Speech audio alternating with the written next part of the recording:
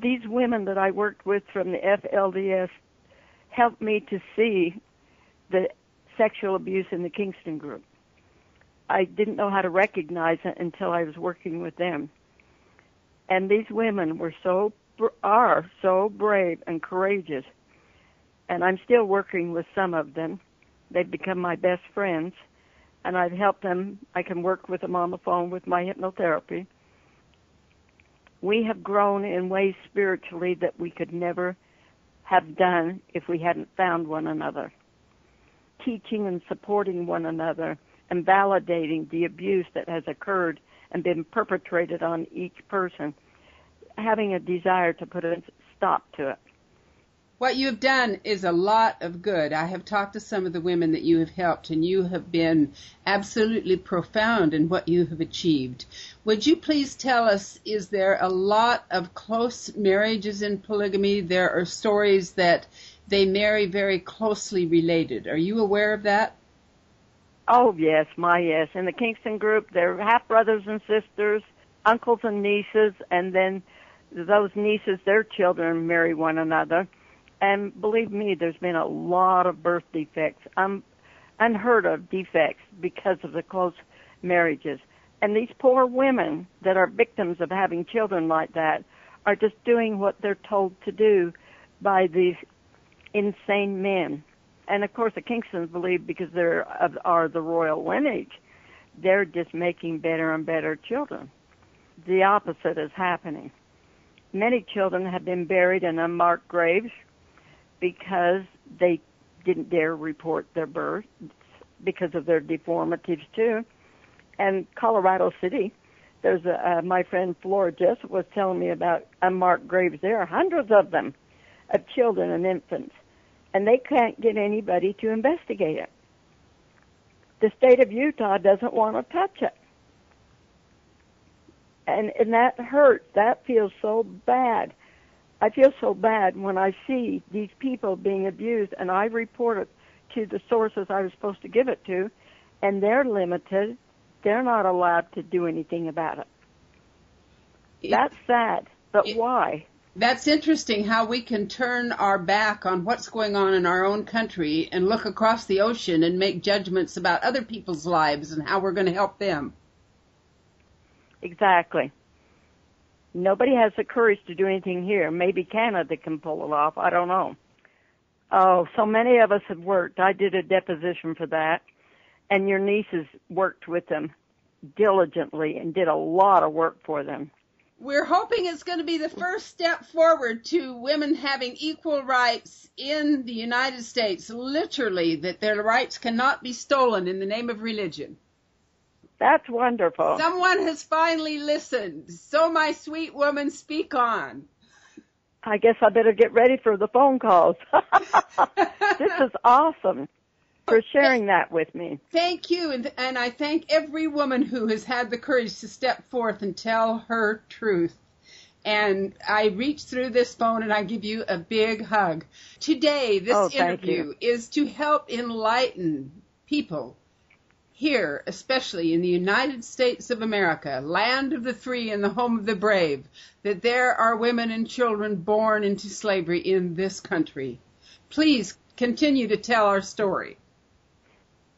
I couldn't give up. And we have an incredible attorney that worked with Tapestry, Douglas White, that did everything with us and for us. And I was so proud of him. He really stood behind us and helped with the prosecution, especially with Tom Green, getting that off to a good start. Doug has been fighting and helping us all along. Please tell our audience what Tapestry is. Our listening audience is not aware of what that is. Tapestry Against Polygamy was a nonprofit to help women and children. We've since retired because all of us that were a part of it went on to live our lives apart from all of this. Some of the founders went on to get their degree in college and move forward. One of our members, Andrea Emmett, wrote our book, God's Brothel. And in that book is the different stories of women that she interviewed from polygamy. Now she's been requested to go back into one of the southern universities and teach them about what she's done and about polygamy. Since we retired, I keep the hotline available, 801-259-5200, and I pay for it, but I had to because I knew people would still have questions and need help, and whatever help I could give them, I was able to do that. Tapestry did a lot of work for a lot of people and women and helped them. We went to different cult awareness organizations and seminars that we went to. We were nominated the Now Women of the Year in, I believe it was 1994. But we've done a lot of work to helping women to be aware of polygamy and help educate the legislature as best we could. But they were so narrow-minded it didn't do very much good. There are other nonprofits available probably. I'm not aware of any. But we still network, those of us from polygamy, and help one another. We still reach out and help these women and men who are looking for help with situations that are similar to this in their families. We just won't give up trying to help people because there's a lot of healing that goes on after you spent your whole life believing a lie and allowing yourself to be abused and used like polygamy does. And then you can wake up and take your power back. For me, it was interesting to learn what that was and what I could do with that. And one of the most interesting things I want to share with you was that in my healing, I heard various people say, well, you have to forgive everybody else first, then you. Well, I was trying that, and I had some good help from other friends, too. Finally, I figured it out. You can't forgive everybody else first. I had to forgive me first. And that's when I learned what forgiveness is, really what it is. And I still had a few issues struggling with it until one of my dearest friends said, but Rowenna, you didn't know. And that just hit home. I was just stunned, and I thought, I didn't know. And as I put that thought through my mind many times, it finished it off. I forgave myself, and that's when I could really love me, not in a selfish, narcissistic way, but in a way that I'm okay, I'm human, and so is everybody else. It finished it for me, somewhat. And so I figured, well, heck, if I didn't know, I didn't know. The rest of them don't know, they don't know. People out there don't know. They don't know the truth. Well, that's true, because you can't be responsible for the ignorance that you were raised in until you actually find out that it is ignorance. Exactly, and accept it. And the forgiveness part. In Andrea's book, God's Brothel, she interviewed women from various groups of polygamy, and there are many polygamous groups that claim that, oh, we're not that way, it's the other group. They're pointing a finger at the other group. But the continuum of abuse in every one of her interviews was almost identical. I have read her book. Did you find that to be the case with the women that you worked with? All of those that I worked with were victims of sexual abuse. Some of them even had physical abnormalities because of the early age of the abuse that was when they were assaulted and abused. And one of my friends from the FLDS has had cancer in every place that she was sexually abused. Just recently, a few years back, she had cancer at the roof of her mouth. Now, can you imagine little girls growing up from that abuse and never getting any help and continually told how they should feel and act and what they should do and what it does to them, their spirit, their physical body? And you have all of this misinformation inside of you. You don't even have any common sense because they've removed it all so they can control you. Isn't there a concept in polygamy that suffering is good? Suffering's like saved, like brown stamps to be turned in for rewards in heaven. I'm using that as a metaphor. There are so many women that think that suffering is good. God rewards you for suffering. So how much can you suffer?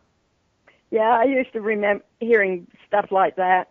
And then later on, when I found out God wasn't behind it to begin with, then I was able to remove all the other things, all the other lies and illusions that were added to it. And insanity is doing the same thing over and over and over again, expecting different results. You're never going to get any different results out of polygamy than what you see now. Just abuse and control and a lot of incest, because you have that tight of relationships in these close societies, and sexual abuse becomes rampant. People are going to deny all of those things. Oh, no, that might be in your case, but not ours. Bull. It's really tragic.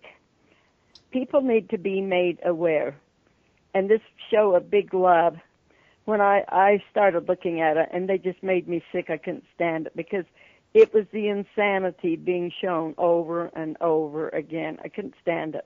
It was also so dishonest. You know, that's not the quality. They tried to sell it as a mixed-up quality that was good for the man. In polygamous homes, there's a lot of pain and abuse. Mm-hmm. For every woman that I've ever talked to. Especially when men think that some of them have had sex in front of the other wife to let her know that, see, it's just the same way with you. You don't have anything to be jealous about. I heard stories like that. And I heard one story from the Kingston group of a man having menage a trois with his wives and taking them up in the hills, up in the mountains, and everybody taking off their clothes and have a good time. Other stories I heard, one man made pornographic movies with some of his wives, and some young kids found copies of them and mailed me pictures of them. I was just stunned when I got them in the mail. What happens to a woman if she has another mate? Oh, I don't know that I've ever heard of that happening. She's probably excommunicated. Is there such a thing as blood atonement in their teachings? I've heard of it. I don't know that they practiced it to my awareness. Now, they did in the FLDS and the Allred group, as far as I know. But some of the others, I'm not sure. I can't say. Is it a teaching in the religion? It might have been under the covers, so to speak, but I never did hear it. You never heard it? But I was aware of it and had heard it from Joseph Smith. In other words, it was part of the basic religious teaching, the basic doctrines in the religious teaching, but your family didn't teach that it should be carried out. No. And for my family, too, my father, having been raised in Illinois, and he was there during the time of the mafia, when they were there, he was aware of all of the things that went on there, and he saw some cults being formed there in Illinois when he was younger, and similar to what went on out here. And they weren't necessarily polygamous, but just religious cults.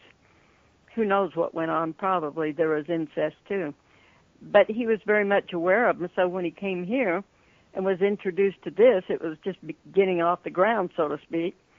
He became, and the Kingstons numbered them because they thought they should be numbered 144,000, like in the Bible.